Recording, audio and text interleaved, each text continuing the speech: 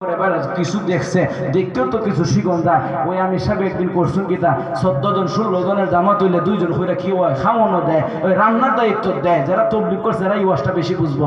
ও ভাই হর আল্লাহ, আমি সব কোন বাবা রে অনেকদিন হয়েছে, আজকে এক কাম করো, তোমার একলা পুরান সাথীর সাথে তোমার রান্নার খামো দিলাই, আজকের ফাঁকের দায়িত্ব তোমরা 2 জনের। একলা পুরান আর একলা বৌমর বেটা। বৌমর বেটা তো অফিসার বেটা, অত সুবিধা না রান্না। এখন এরা 2 জনের দিছুন, দেওয়ার পরে করছে কিতা, এরা 2 জনে রান্না শুরু করছে। দুপুরের সময় রান্নাটা শুরু করছে। এমনি পুরান বেটায় কয় রে বউ, আমি একটু আই উজুটা কইরা লাইতে, তুমি একটু বউ ওই চুলার দ্বারা।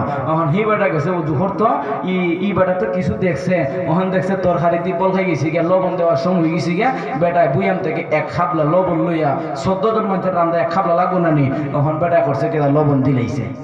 পুরান বেটা উজু হইরে আইছে, আইয়া কতে যাওগে তুমি উজু করার যাওগে। আর কেউ জিগাইছে না, লবণ দিয়ে দিছে।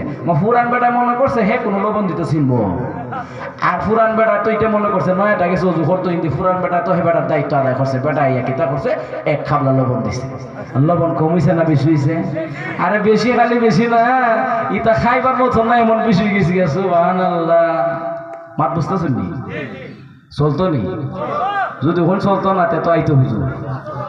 হুজুর হয়ে রান্না হলো 9টার সময় লই আইব। হায়াত আছে বেশি, এর হলে যদি 5 মিনিট আগে মিস কল দিও রে।